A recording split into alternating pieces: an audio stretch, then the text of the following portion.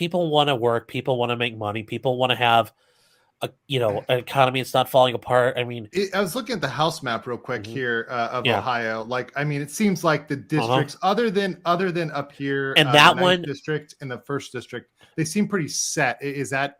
Would you kind of take this as a pretty decent map, or would you? Have it is. How about this first? Is this Cincinnati down here? Yeah, in the that's Cincinnati. One? Yes. Is it really that much of a toss-up? Because honestly, that's the surprising thing. For example, about Miami-Dade, most cities go blue, right? I mean, that's a general trend. But Cincinnati, I didn't know it was so close. Was Cincinnati? Close? Cincinnati's always been fairly. It'll be more left-leaning, but the areas around it are super, super red. I think it'll go, but the district up in Cleveland, that one's not going to change. Got it. Nina Turner's still going to be there. And you think this 13th district with Anthony Gonzalez, that's going to probably stay red? Well, he's gone, so right, he's gone. But whoever, I think it'll stay because people were very, I'm not worried about that. Got it. Isaac Bull says, "Holy freaking crap, it's Robert!" So a lot of surprise there and love for you, Robert. What's up, Isaac? What's up, Isaac? Alpha Zulu says, "We're turning Arizona into Carizona." Oh, I like that. I wish we had her as a governor. Yeah, choice. baby. You're lucky. Yeah, baby.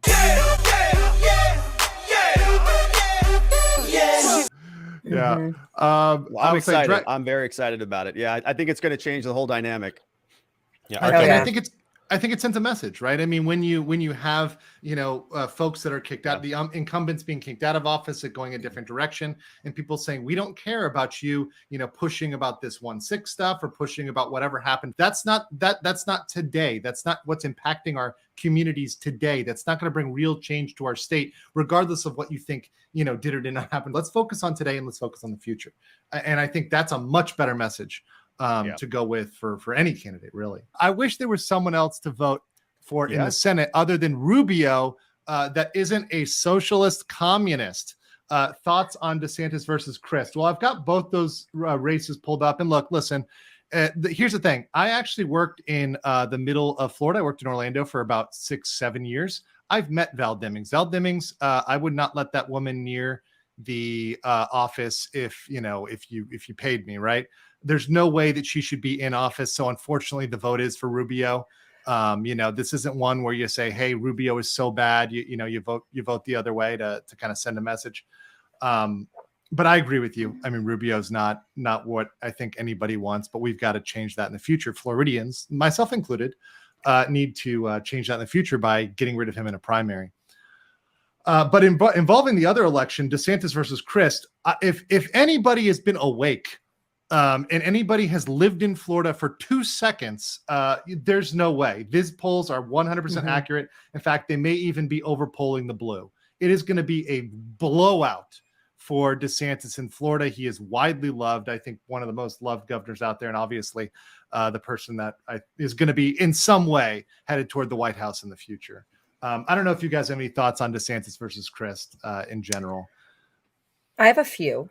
Okay, go ahead. So I watched all of these debates, just streamed as much of them as I could. The DeSantis-Crist debate, as well as the New York governor debate, as well as the J.D. Vance-Tim Ryan debate, as well as the Anytime with Kari Lake. Anytime you're having any of these debates, what Democrats have relied on is simply just by saying you were the ones that voted alongside Trump. With Crist and DeSantis, it's an interesting dynamic because Crist thinks the fact that he was governor once in Florida for one term as a Republican. As a Republican. Let's be clear. As a Republican. Yes. And I actually had a friend that worked in his administration and said he has drastically changed basically all viewpoints since then because he left Florida after one term. He was not very well liked by the Republican Party. B, he's not very as charismatic or as more, I think that bold stance, the way that DeSantis is, he's very Trump. He's like Trump with a filter, as they say. And I think people truly do like that. I mean, you have people in Florida that are telling, please don't run. Please stay in Florida. We want you as governor. They don't want him to go to DC. But I think it's one of these things where in the debate, all you heard was just, you did this and he was very much against social issues, and DeSantis already has a 2-year record, and he was able to pull up Crist's record and show like that's why you didn't get voted back in. So you had to switch parties, and you think that's going to help. Crist also has a lot of shady dealings with a Republican, now Senator Rick Scott, with a lot of medical stuff. You would know this. Oh yes, Andrew. oh yes. I had folks who worked in Rick Scott's, and I think that's the biggest criticism of Rick Scott was his ties there. I mean, right. Of all the things, those were the shadiest ties, and I, you know, being very careful what I say here, but that was the issue with. You can look it up Rick yourself, Scott. but Crist was also in on that too, and people of Florida don't forget that very easily because we know. Yeah, we know. So I was actually shocked that they picked him, or that he actually made it to as the candidate. It doesn't even look close, right? I mean, in Florida, it looks like that DeSantis will. Yeah, he's going to to win that. He might as well go on vacation. Yeah, the polls are so far away, and DeSantis is so well known, well liked. At no point did anybody have even the thing is, even Democrats in Florida have to be like, yeah, it was better, because you know they ask. We saw during the pandemic. I was there up until July of last year, before I came to Korea, and there were so many folks that were coming down from California and New York, and whenever I had a conversation with them, they had to admit that the policies we were enacting in Florida worked better for our state and would have worked better for their state too had they followed the same sort of tact. And you know, you saw AOC down there partying with her boyfriend while you know her state was locked down. Nancy Pelosi buying a home in Florida. Why are they doing these things? Well, it's because we have the great policies and, you know, great business climate in Florida versus the dying states of California and New York. In Illinois, I just know it, just in the suburbs of Chicago, particularly with like a lot of the Catholic and public schools here for like, for example, like football and basketball, you had a number of high school kids from this area whose families up and left Illinois, moved down to Florida so their kids could keep playing high school sports and get into the colleges or universities and not miss a year. I know at least a dozen kids that did that, and I'm sure their votes switched. I mean, that's like 12 people, but I mean, still, it happened. Even in past the East Coast, it was Illinois. You had, I mean, I'm sure a number of others as you head out west, California, all of that. It's people got sick of it. And they have that right to do that. The point about Miami-Dade swinging red is if the blue have a base it's metro cities. Losing a metro city is like Miami-Dade is going to hurt. Yes, and I think that's not just hurt. That's fatal for Florida. Yeah, you're gone at that point. There's no chance of winning it. They abandon Florida and they focus, I think, elsewhere. Insanely, they might actually focus on Georgia. Megan, I'm so disappointed that Prop 3 is likely to pass here in Michigan. It will essentially legalize all abortion based on the vagueness of abortion allowed if, quote, protecting patients' physical or mental health. So sad. It's not going to pass. And here's why. I have been able to successfully hook up the Vote No Proposition 3 people with the Muslim dads in Dearborn. This shit is not going to pass, okay? The Muslims in Dearborn are extremely pissed off. They have shown up at Tudor Dixon's rally, by the way, some of these Dearborn dads. They are not kidding. They are not kidding around. They're switching their votes to Republican in this election and in 2024 and probably going forward for the next 100 years. This shit with the grooming in the schools and the books and the Proposition 3 has really upset them. And listen, if you're worried about Proposition 3, get onto YouTube, get that commercial I didn't know, and send it to everyone that you know and talk to everyone on the ground and make sure that every person you talk to, including the girl at the grocery store, knows that this bill is not what they say it is, that it's going to gut parental rights. It's going to put kids in danger. You need to get out there right now if you're mad. That's still enough time to change some minds. So get out there and change as many minds on the ground as you can. Okay? Well done, Megan. I'm going to go out there and say it. I think Zeldin wins. And I think you think Zeldin wins? The polls I think Zeldin beats Hochul. Well, let me look at the polls right now on that because I think it's not. Let me tell you something. I shared this with my locals chat today. Are you just in a bubble in New York and you're just like going, you know? I'm gonna share something with you. Yeah, go. What Kathy Hochul did to this is such a terrible, terrible mistake. You see me, and you know, look, there's a lot of Jews living in New York City.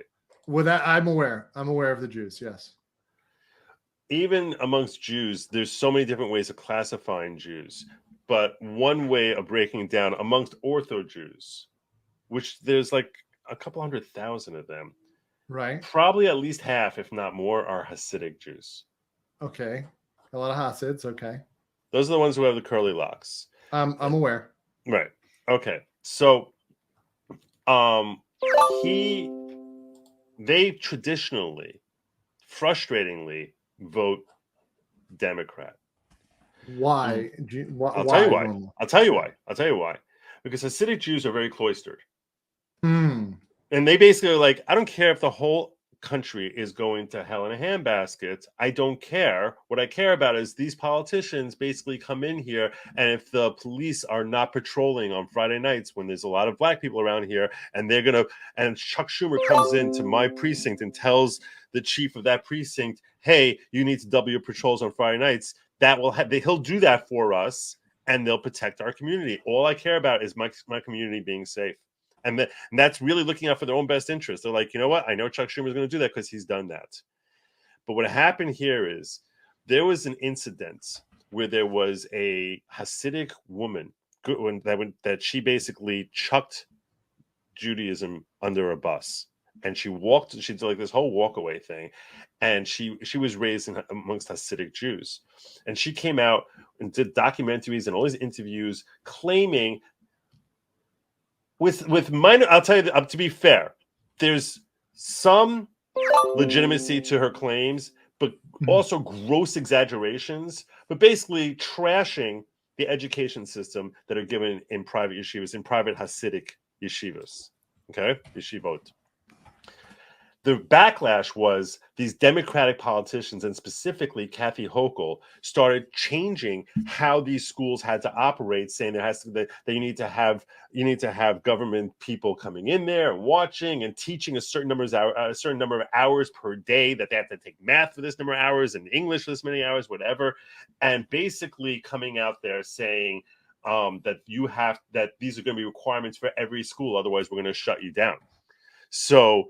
And that's now interfering with the Hasidic education system, because all of their students basically go to private Hasidic yeshivas. So the same way, all in my community, we all go to yeshivas, but not going to be Hasidic, right? And I'll tell you something: the entire Orthodox community was outraged by this, because frankly, we don't spend as many hours per day studying secular studies as you do in public school or in your private schools. Well, that's fine. That's your choice. But the results, yes, correct. And frankly, when it comes to taking the regents, many of the yeshivas, I can't speak to the Hasidic ones, but certainly the non-Hasidic ones, many of them, the students do infinitely better than public school students do. Despite the fact that they'll spend only 3 hours a day, in the 3 hours a day that they'll spend on math, English, and science and history. And they'll still do better. And crush them. Cram that all into 3 hours and crush them. The rest of the time, you don't need more than that, by the way. Studies. You can learn all that shit, and you can learn all that shit in 3 hours if you do it effectively and efficiently. Right. Because of this whole thing that happened with that woman who basically came out trashing the thing, so the New York governor's office under Cuomo and under Hochul, and even just like yesterday, announced new restrictions that they're putting on yeshivas. They put out announcements, phone calls, because these Hasidic Jews, they follow one rabbi. There's different sects, SECTS, different sects of Hasidic Jews, and each sect follows its own rabbi, and they all come out saying you should vote for Schumer, this person, blue, and Lee Zeldin. They basically took out Kathy Hochul and said vote for Lee Zeldin. They went straight on blue and they said there's no way we're supporting this cholera machshefa, disgusting human being. And I'll tell you right now, tens of thousands of votes flipped from Hochul to Zeldin, and within the last 48 hours.